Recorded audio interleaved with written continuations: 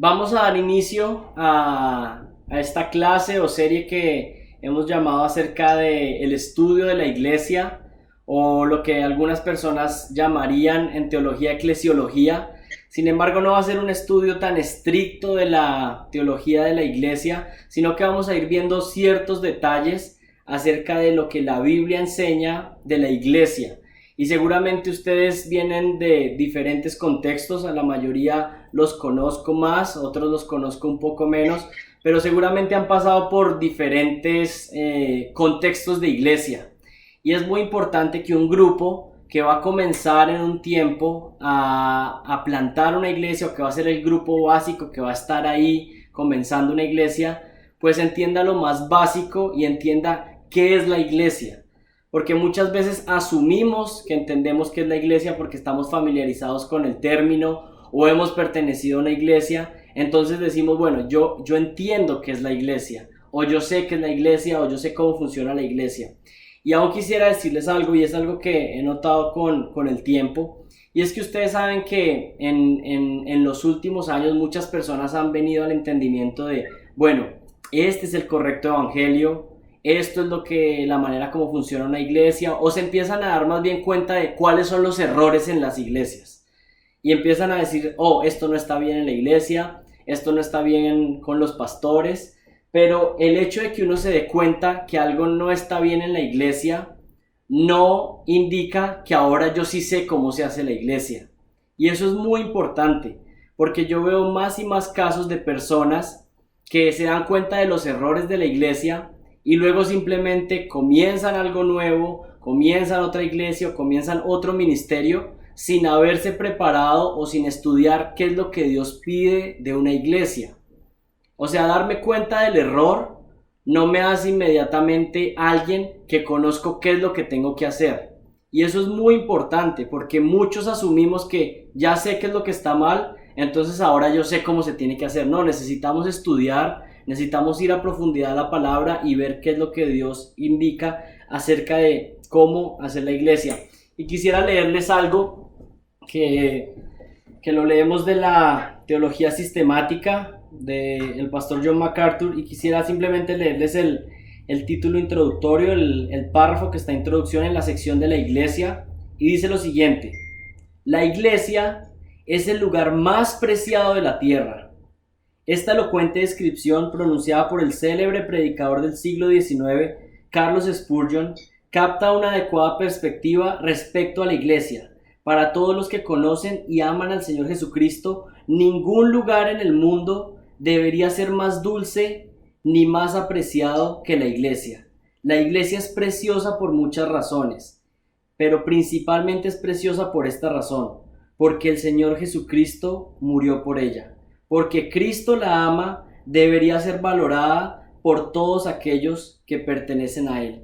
Entonces, creo que son unas buenas palabras de introducción, pensando en que amamos la iglesia no porque nos provee de las amistades que tenemos, no porque en la iglesia encontramos a nuestro esposo o nuestra esposa, que es una bendición, pero amamos la iglesia porque Jesucristo ama la iglesia. Y si ustedes se ponen a pensar, Jesucristo dio su vida por la iglesia. Así que vale la pena no solo amarla, sino entregar nuestras vidas en servicio por la iglesia. Si estamos en esta vida llamados por el Señor Jesucristo, entonces eso es inmediatamente un llamado a servir en la iglesia de Dios. Y simplemente quisiera, a manera de introducción el día de hoy, hablar un poco de la palabra iglesia y cuáles son las connotaciones que tiene esta palabra y cómo se puede entender en diferentes contextos. Y quiero que puedan prestar atención. Yo les recomiendo que tomen notas, que puedan repasar lo que estamos estudiando, y al final lo que vamos a hacer es tener unas preguntas de reflexión para que podamos hablar y ponernos de acuerdo, y cada uno pues mostrar cuál es su entendimiento y si estamos avanzando en el proceso. Si alguien tiene una pregunta, debido a que no estamos cerca, creo que le toca alzar la mano, o por lo menos hacer un ruido donde se escuche que tiene alguna pregunta. No sé si hasta el momento alguno quiere preguntar algo. ¿No? ¿Todo bien? Ok, bueno. Vamos a empezar con el estudio de la palabra iglesia. ¿Cuáles son las connotaciones? Entonces, ¿sí? Solo Sofía me escribió para preguntarme que si lo que tú estás diciendo va a quedar grabado y cuando ella llegue a la casa lo puede ver. Sí, lo estoy grabando. ¿Listo? Entonces, el uso de la palabra iglesia o cuáles son las connotaciones que comúnmente vienen a nuestra mente cuando hablamos de iglesia. Lo primero que se viene a la mente de muchas personas es un edificio o un lugar de reunión. Entonces, cuando se dice iglesias, bueno, vamos a la iglesia, estamos yendo a un sitio. Sin embargo, cuando ustedes miran el Nuevo Testamento, nunca la palabra es utilizada en ese sentido. Nunca se utiliza la palabra iglesia para decir que estaban yendo a un sitio, sino más bien la iglesia era el grupo de personas que pertenecían a Jesucristo. Segunda connotación que tiene la palabra iglesia, una organización local de creyentes. Y esa es la primera manera en cómo el Nuevo Testamento presenta la iglesia. Lo número uno es como una iglesia local, como una iglesia local. ¿Qué es esto? Es una organización de creyentes que están situados en un territorio específico y que se congregan continuamente en un lugar, ¿sí? Tal vez lo podemos pensar como lo más común, como la iglesia que está ubicada en una ciudad o la iglesia que está ubicada en un pueblo y se reúnen en cierto sitio periódicamente para alabar a Dios, para predicar la palabra, para leer las escrituras, para orar, para dar los sacramentos. Entonces eso es lo que es una iglesia local. Pero hay una diferencia y es otro término que se utiliza y es el de iglesia universal. Esa es la tercera connotación de la palabra iglesia, el cuerpo universal de creyentes. ¿Y qué significa la iglesia universal? La iglesia universal está compuesta, podríamos decirlo de la siguiente manera, está compuesta por todos los creyentes de todas las iglesias locales en el mundo. Esa es la iglesia universal. Entonces están estos dos elementos, iglesia local como la iglesia que se reúne en cada ciudad, en cada grupo de personas que pertenecen a una iglesia local, y la iglesia universal. Y es interesante porque esto no es un concepto que simplemente sea moderno, sino que encontramos en el Nuevo Testamento descripciones donde se dice que había iglesias locales. Por ejemplo, la iglesia en Filipos, la iglesia de los filipenses, la iglesia en Éfeso, la iglesia en Tesalónica. Podríamos decir que esas iglesias particulares eran iglesias locales. Iglesias locales. Sin embargo, algunas veces, y vamos a ver unos casos más adelante, Pablo o los apóstoles llaman a la iglesia no en el término de una iglesia local, sino la iglesia como el grupo de personas que creen en Dios a través de Jesucristo en todos los lugares. Entonces, en un sentido, ustedes y yo pertenecemos a una iglesia local, pero también pertenecemos a la iglesia universal. ¿Y cuál es el término en griego que se utiliza para iglesia? La palabra es eclesía, eclesía. Ese es el término que aparece en griego y está compuesto por dos partes. La primera parte, que es la parte que dice ek, esa es una preposición y esa preposición significa afuera. La primera parte de la palabra eclesía, ek, significa afuera, y la segunda parte, que es kaleo, significa llamado o reunido. Entonces, si ponemos en conjunto las dos partes, la preposición y el complemento de la palabra, significa llamados afuera, o los llamados, o los que están reunidos afuera, ¿sí? Y eso es interesante porque ustedes van a escuchar que muchas personas han hecho el análisis de la palabra iglesia, y entonces cuando escuchan lo que significa en griego, dicen, bueno, esto tiene que ver con la santidad de la iglesia. Esto tiene que ver con la santidad de la iglesia porque la iglesia son aquellos que fueron apartados o llamados afuera del mundo. Y yo sé que eso suena interesante, pero esto también es un llamado de atención para cuando están tratando de estudiar las palabras en griego o algo así. No simplemente porque una palabra en su etimología, es decir, en su significado original o cómo se usó en el principio, quiere decir que ese significado que tuvo ahí siempre tiene ese mismo significado en el Nuevo Testamento o en la teología cristiana. Porque, por ejemplo, esta palabra eclesía, que significa los que están afuera o los que están reunidos en un grupo, es una palabra que se utilizaba comúnmente en el griego normal, en el idioma griego. Entonces podría existir, por ejemplo, una eclesía de personas que estaban reunidos para hacer política, o podría haber una eclesía de ciudadanos que estaban reunidos con una causa en común. Entonces es importante entender eso, porque por más que nos parezca interesante o que muchas veces encontremos algo en la Biblia que decimos, ay, qué bonito, esto parece que podría servir como una buena ilustración para el mensaje, tenemos que ser precisos con la palabra, y el principal significado de la palabra eclesía no está teniendo que ver con que son los separados o apartados para Dios. En un sentido simple, simplemente está diciendo que son los que se reúnen y que creen en Jesucristo. Pero el significado de la palabra no es, la palabra eclesía en su inicio no era como una palabra santa o una palabra cristiana, sino que se utilizaba en el griego normal para simplemente referirse a un grupo de personas que estaba reunido. Y hay algo interesante, y es que en el Nuevo Testamento hay versículos donde se utiliza la palabra eclesía en el original y no está hablando de la iglesia, sino que simplemente está diciendo había una eclesía de personas ahí. Es más, hay versículos en el Nuevo Testamento, y que los voy a mencionar en un momento, donde se dice que había una eclesía de personas para hacer el mal, o sea, haciendo cosas malas, refiriéndose entonces a un grupo de personas que simplemente estaban reunidos con un propósito, pero no siempre el propósito de glorificar a Dios o de exaltar a Dios o creer en Jesucristo. Entonces, el término griego significa personas, llamados o reunidos en un espacio. Esta palabra tenía entonces su uso secular y no tenía ninguna relación con lo espiritual, simplemente significa una reunión de personas o una congregación de gente. Usos en el griego, por ejemplo, una asamblea de ciudadanos, o algo muy similar a cómo se utiliza como lo que conocemos como el Congreso en nuestros días. Eso podría ser una eclesía de ciudadanos que estaban debatiendo en la política, o personas que estaban reunidas con un propósito en específico. Ahora vamos a pasar no solamente del término griego y de cómo se utilizaba en los contextos seculares, sino que vamos a ver cómo la palabra eclesía fue utilizada en la traducción del Antiguo Testamento. ¿Hay alguno que sepa qué significa la Septuaginta o qué es la Septuaginta?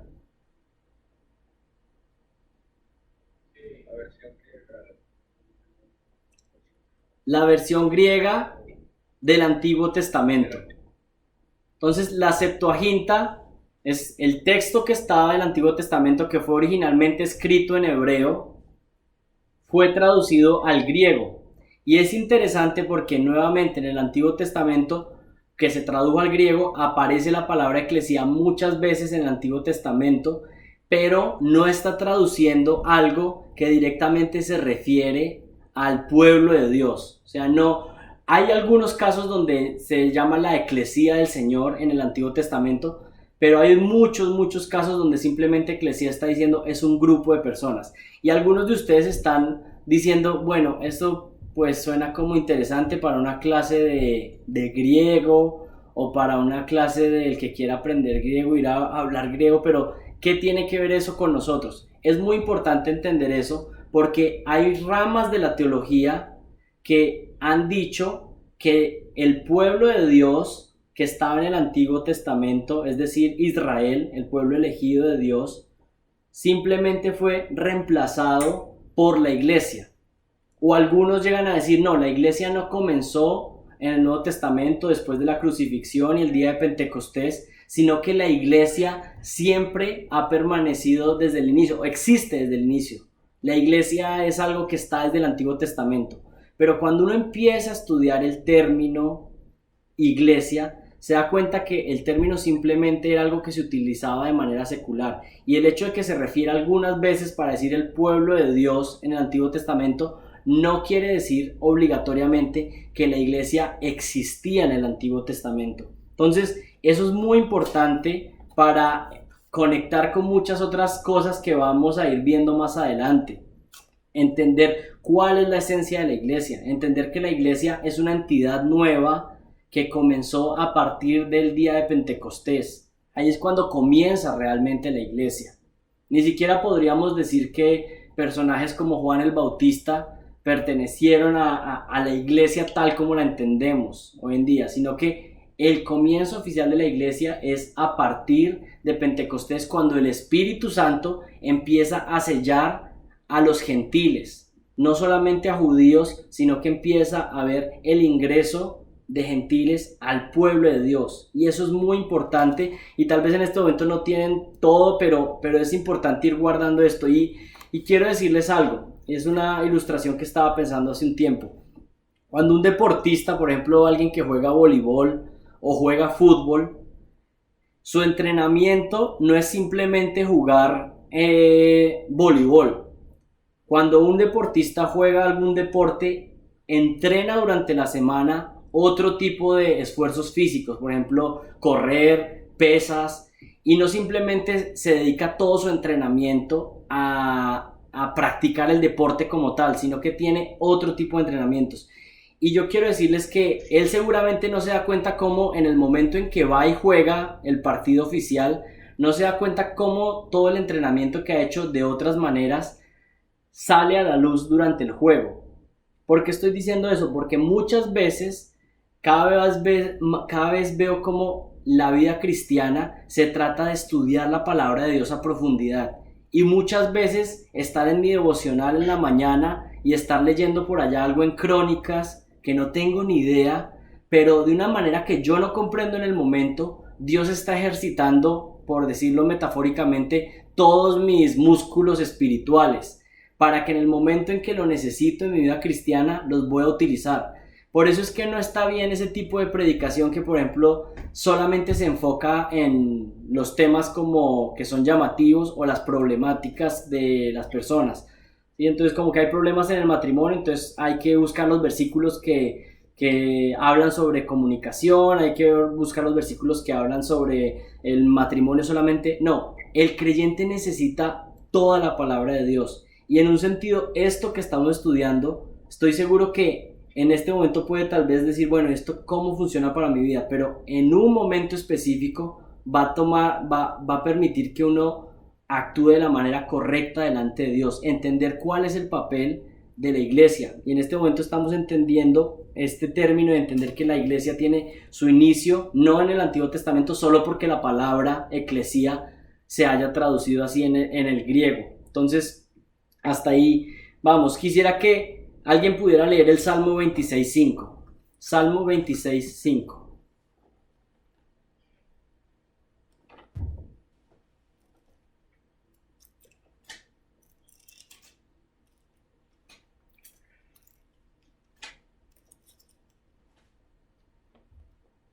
Detesto la reunión social y me llevo a gustar. Entonces, aborrezco la reunión de los malhechores. Adivinen esa palabra, aborrezco la reunión de los malhechores, la palabra reunión. Adivinen los que están un poco concentrados. ¿Cómo creen que se tradujo en la traducción griega del Antiguo Testamento? Entonces ahí dice, aborrezco, en la traducción de la Septuaginta dice, aborrezco la eclesía de los malhechores y no me sentaré con los impíos. Entonces, en un sentido, estamos entendiendo que la palabra se usa de una manera genérica y no solamente en el Antiguo Testamento, sino que aún en el Nuevo Testamento también pasa lo mismo. ¿Sí? Ahora vamos a mirar, no solamente ya vimos el uso en el griego secular, vimos el uso de la palabra eclesía en la Septuaginta, que es la traducción del Antiguo Testamento, y ahora vamos a ver el uso de la palabra en el Nuevo Testamento. Y saben que en el Nuevo Testamento hay todo un desarrollo y todo un entendimiento teológico acerca del concepto de iglesia. Ya simplemente el término eclesía pasa de ser simplemente la reunión o un grupo de personas a ser el pueblo cristiano de Dios. Es el Nuevo Testamento el que le da el contexto completo a la palabra como la entendemos hoy en día. Que la iglesia simplemente no es un grupo de personas reunido, sino que la eclesía es el pueblo cristiano de Dios, ya bien sea universal o ya bien sea una iglesia local. Pero aún en el Nuevo Testamento también aparece la palabra en su término regular.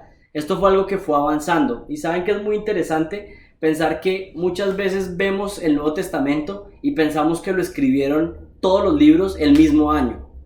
Pero no funciona así. El Nuevo Testamento fue escrito a lo largo de varios años y aún uno puede alcanzar a ver un progreso entre ciertas palabras que se utilizaron al inicio y cómo esa palabra fue teniendo a lo largo de los años un desarrollo y un entendimiento también para los apóstoles. Cómo los apóstoles también fueron desarrollando y entendiendo y todos poniéndose de acuerdo, obviamente por la inspiración de Dios, pero para entender ciertos contextos. Y esto es algo que también pasa con la iglesia. Por ejemplo, alguien busque Hechos 19:32.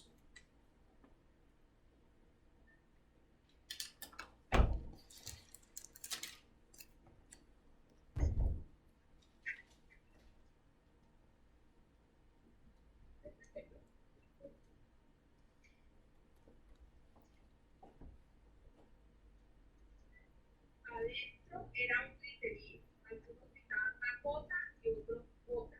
Todo era confusión. De hecho, la mayoría ni siquiera sabía por qué estaban.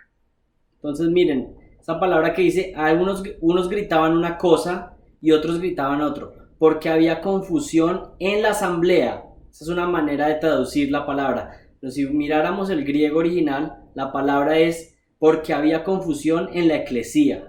Y no está refiriéndose en ese versículo a la iglesia. Simplemente se está refiriendo a una asamblea, a un grupo de personas, y la mayoría no sabía por qué razón se habían reunido. Ustedes saben el tumulto o el problema que hubo con los plateros. Así que ahí podemos ver nuevamente que el término se utiliza de otras maneras. Pero con el avance del tiempo en el Nuevo Testamento se reconoce el término eclesía o iglesia como el cuerpo de Cristo.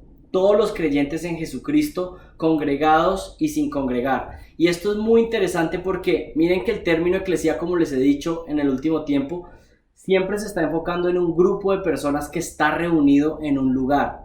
Pero es muy interesante porque el desarrollo que tiene la palabra eclesía en el Nuevo Testamento deja de pensar el término eclesía solo en términos de un grupo de personas reunidas. Es decir, la iglesia no solamente es la iglesia cuando está reunida, ¿sí? Ciertamente la iglesia se reúne los domingos o se puede reunir en un culto o en una reunión de oración dentro de la semana, pero eso no quiere decir que cuando se acaba la reunión del domingo, la iglesia deja de ser la iglesia. Y es muy interesante porque eso es importante entender, que no solamente tenemos que ir para entender una palabra o para hacer un estudio de palabra bíblico, yo solamente no tengo que ir a lo que significa la palabra en el original y cómo se usó en su contexto original, sino que tengo que entender también el contexto teológico. Y tenemos que entender que el Nuevo Testamento, los apóstoles, Pablo, empiezan a desarrollar la palabra iglesia y empiezan a darle un sentido de que la iglesia es un organismo vivo, un organismo como un cuerpo, el cuerpo de Cristo. Y todos pertenecemos al cuerpo de Cristo si nuestros pecados han sido perdonados, si estamos en Cristo, si nos hemos arrepentido, entonces pertenecemos al cuerpo de Cristo. Y ustedes y yo asistimos el domingo a la iglesia y ahí se congrega la iglesia de Dios, se reúne en una iglesia local. Pero ¿qué quiere decir eso? Que cuando salimos seguimos siendo la iglesia de Dios, la iglesia sigue existiendo, sigue teniendo las responsabilidades que tiene la iglesia. Y aunque eso parece obvio y lógico, muchas veces pasa que nuestra manera de actuar, como si fuéramos iglesia, simplemente se ve reflejada cuando estamos el domingo en la iglesia. Pero quiero decirles que cuando usted está en su trabajo y cuando usted está con su esposo en la casa, con su esposa, cuando usted está en las calles recorriendo en un carro, en un bus, usted sigue siendo parte y un miembro del cuerpo de Cristo. Y lo importante es que todos podamos entender que nosotros desde el principio fuimos creados para vivir para la gloria de Dios. Y con esto quiero que presten mucha atención, porque mucho de nuestras vidas se están desperdiciando y no estamos viviendo de una manera correcta, porque nosotros no vivimos a la luz de que nosotros somos la iglesia de Dios durante todo el tiempo y que somos miembros de la iglesia de Dios. Y algo muy interesante porque fue algo que enseñó Juan Calvino en su época en Ginebra, y él le enseñó a las personas algo muy interesante y que quisiera compartir con ustedes. Todas las personas tienen un llamamiento divino, una vocación divina. Y lo que él hizo fue que empezó a enseñarle a las personas de su congregación y de la ciudad en Ginebra que no solamente los pastores y no solamente los sacerdotes, obviamente que él estaba luchando contra la Iglesia Católica, que no solamente aquellos que tenían un cargo de liderazgo en la iglesia estaban siendo llamados por Dios para hacer una tarea.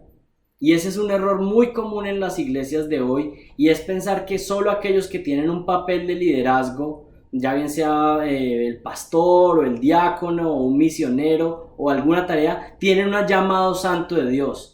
Entonces, ¿qué hizo él? Le empezó a enseñar a la gente la instrucción bíblica de que todos estamos llamados para vivir para la gloria de Dios, y que cualquier tarea a la cual Dios nos ha llamado, si la hacemos para su gloria, es un llamamiento santo. Entonces, por ejemplo, cada uno de ustedes puede pensar en algo y entender: Dios me creó. ¿Cuál es el llamamiento santo o la vocación divina a la cual Dios me está llamando? Y cada uno de ustedes tiene que responder esa pregunta lo más pronto posible y entender: si Dios me creó para su gloria y Él crea a cada persona con un propósito para glorificarle a Él, entonces yo tengo que saber pronto cuál es la vocación a la cual Él me está llamando. Y en el momento en que yo encuentro eso, pues voy a vivir para su gloria. Pongo un ejemplo: alguien que es odontólogo, dentista, así un ejemplo casual, ¿cierto? Es una persona que tiene una vocación santa, que tiene un llamado divino de Dios para hacer esa tarea, y tiene que ejecutar esa tarea a la luz de los ojos de Dios. Cada cosa que hace con cada boca tiene que ser analizada, no bajo el escrutinio de los hombres, no bajo lo que otras personas puedan pensar, sino que cada persona que atiende ese dentista o ese odontólogo tiene que saber que la revisión final ni siquiera va a ser el resultado que tenga esa persona, sino que el Dios que todo lo ve analiza cada uno de los tratamientos que hace ese dentista. Y ese fue una de las situaciones que pasó en Ginebra, porque ustedes saben que los relojes más famosos del mundo son los relojes suizos, ¿sí? Y en Ginebra se producían muchos de estos relojes, y ustedes saben que hay relojes que dicen Genève o dicen Ginebra.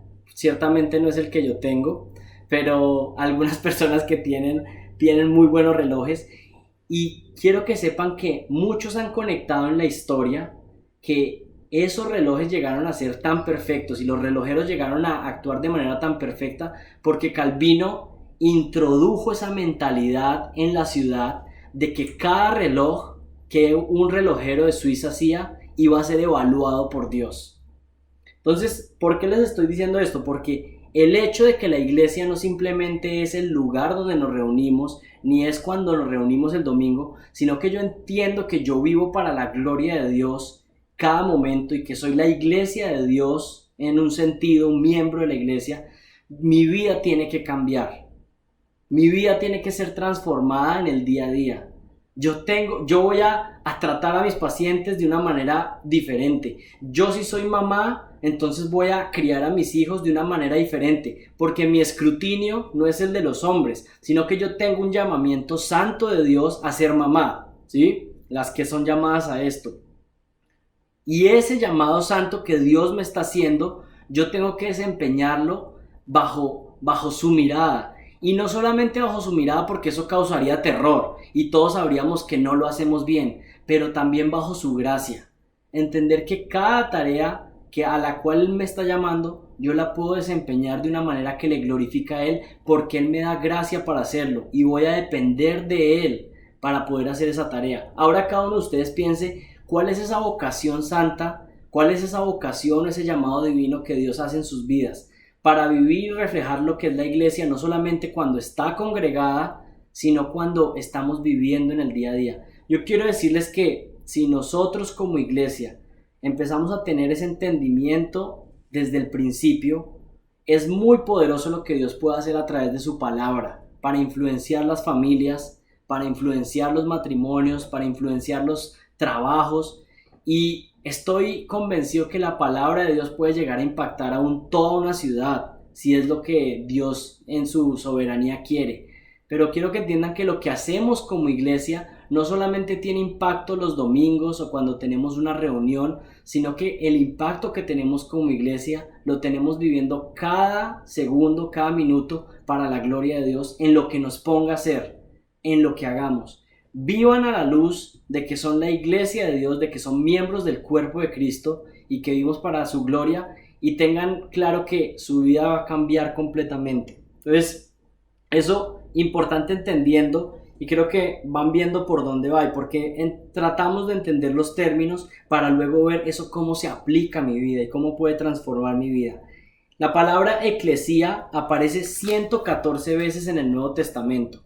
Y es interesante porque 5 de esas 114 veces que aparecen en el Nuevo Testamento, 5 veces el término eclesía en griego se refiere al término general que les dije, simplemente una reunión de personas. Pero 109 veces tiene conexión con la iglesia de Cristo, con el cuerpo de Cristo, con el entendimiento de iglesia que tenemos hoy en día. La palabra no es común en los evangelios, solamente la palabra eclesía aparece en Mateo 16, 18 y en el capítulo 18, 17. Por ejemplo, la palabra eclesía o iglesia no aparece en segunda de Timoteo, no aparece en Tito, no aparece en Pedro, no aparece en segunda de Pedro, ni en primera, ni segunda de Juan, ni en Judas. En todas esas cartas la palabra eclesía no aparece. ¿Cuál es el uso cristiano entonces de la palabra eclesía en el Nuevo Testamento? Ya entendiéndolo con el contexto que le da la Biblia, los apóstoles y todo el entendimiento cristiano. Entonces, como lo vimos al principio, pero profundizando un poco más, una iglesia local.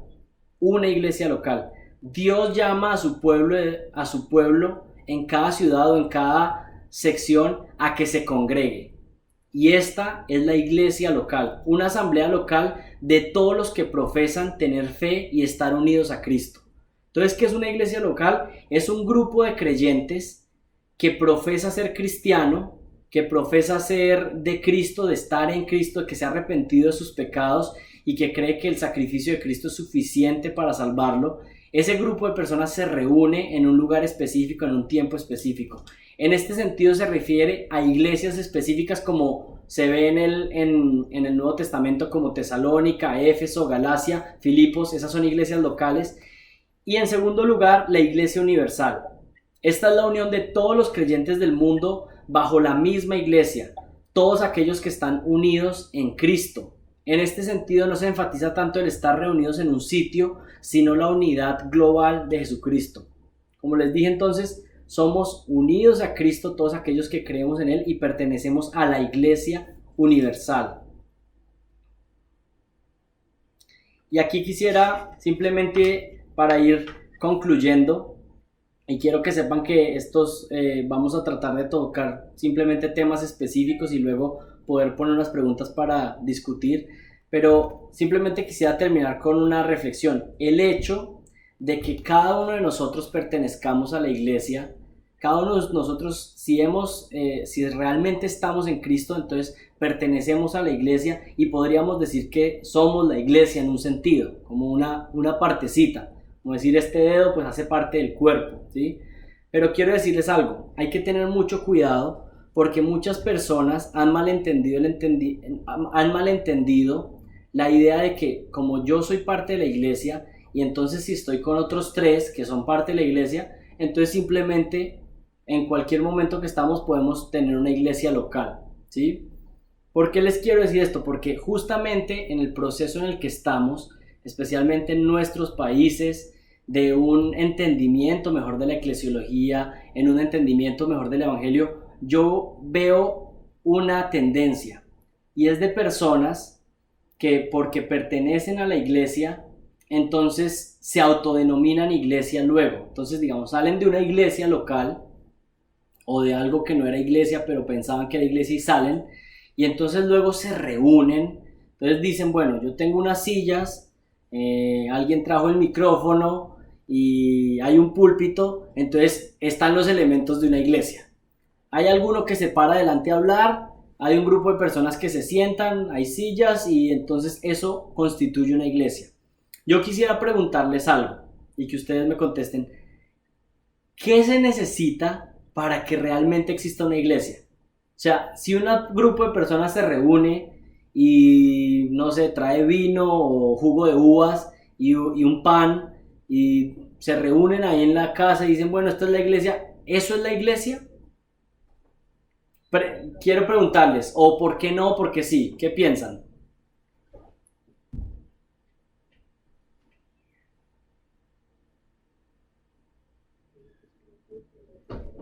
¿Cómo? Que hablen duro. Hace falta la batería.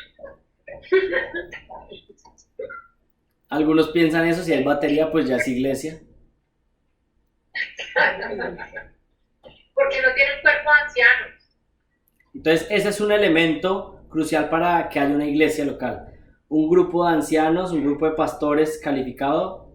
¿Qué más elementos hay para que algo sea una iglesia? ¿Alguna vez habían pensado en eso? O simplemente, bueno, pues yo soy parte del cuerpo de Cristo, pues aquí estoy con Dajo, con Ivette, y pues estamos las tres y pues aquí ya podemos hacer un servicio en un momento.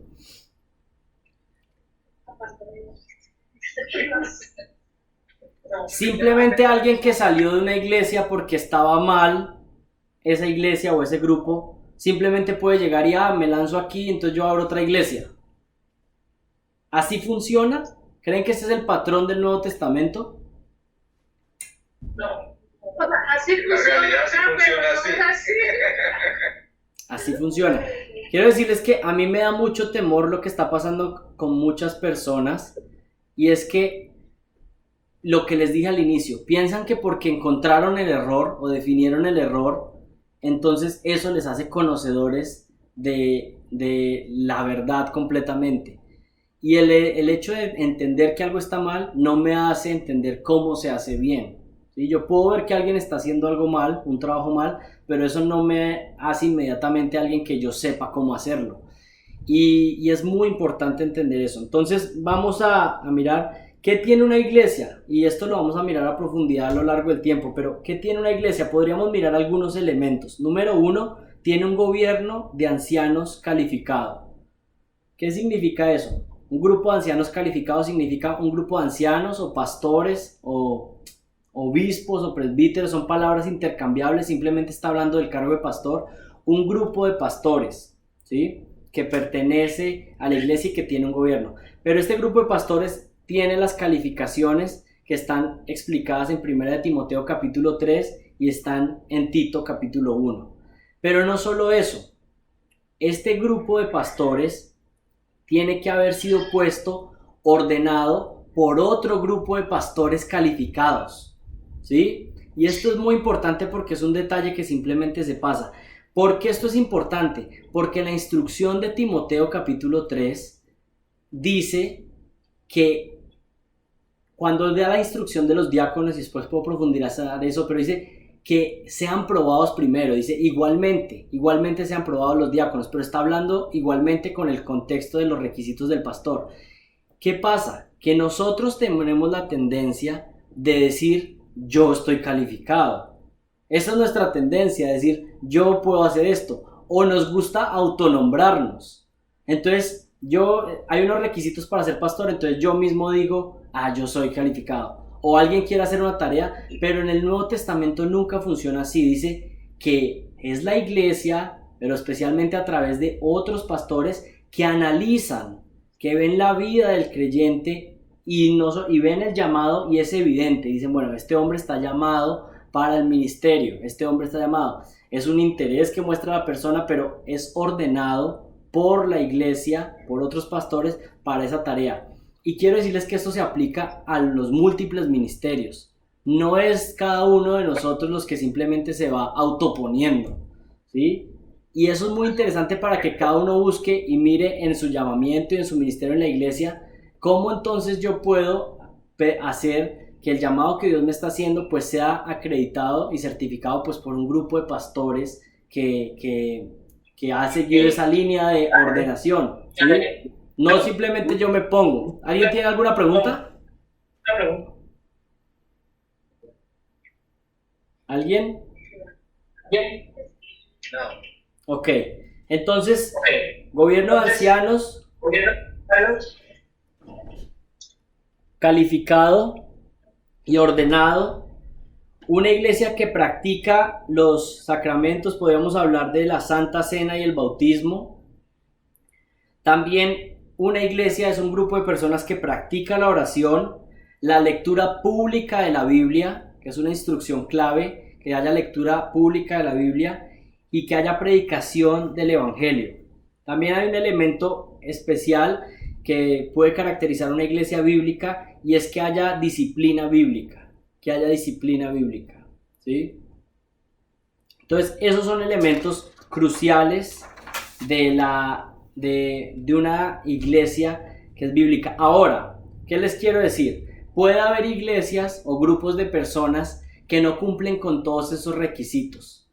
Por ejemplo, puede haber un grupo de personas que tal vez no tiene un grupo, una pluralidad de ancianos, pero puede ser un grupo de personas que está recibiendo la instrucción y está diciendo, bueno, estoy en el camino de eso, voy a construir y voy a buscar. O tal vez es un pastor que está ahí y jamás fue ordenado. Por ejemplo, conozco de muchos casos y muchos pues de los que estamos conocen de casos de, digamos, de lugares donde estábamos antes, donde simplemente al ministerio era puesto cualquiera, ¿sí? Y yo no podría, o sea, yo la verdad no me sentiría tranquilo con la ordenación que recibí en su debido tiempo en otros sitios, ¿sí? Porque eso era algo que podía recibir aún un incrédulo, ¿sí?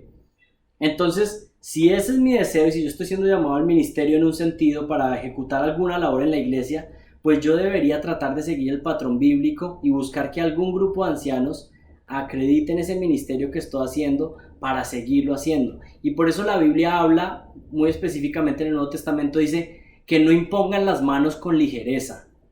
Y muchas veces ese versículo se entiende como, que no sé, que no ore por la gente porque con ligereza, porque no se va a sanar, o no sé, cualquier interpretación rara. Lo que está hablando es, no pongan el liderazgo con ligereza a alguien, porque la manera de poner a alguien en el liderazgo, no solo en el pastorado, sino en el liderazgo de cualquier tarea en la iglesia, se hacía a través de imponer las manos, y eso está simbolizando que el grupo de liderazgo está acreditando que esa persona va a estar sobre un cierto ministerio, ya bien sea pastoral o el liderazgo de algún ministerio. Entonces dice, no impongan las manos con ligereza, es decir, tómense el tiempo para poner a personas en el liderazgo. Así que es importante esos elementos para entonces tener una iglesia que cumple con los requisitos bíblicos. Eso es lo que quería que miráramos hoy, y simplemente quisiera que pudiéramos pensar y conversar acerca de unas preguntas, y si las pueden anotar o alguno en el grupo las puede anotar, y las miramos por unos minutos cada uno y luego compartimos lo que cada uno contestó. La primera pregunta es, ¿cuál es el significado de eclesía en su significado normal no cristiano? ¿Qué significa eclesía en su significado normal no cristiano? La segunda pregunta es, ¿qué es una iglesia local? ¿Qué es una iglesia local? La tercera pregunta es, ¿qué diferencia hay entre una iglesia local y la iglesia universal?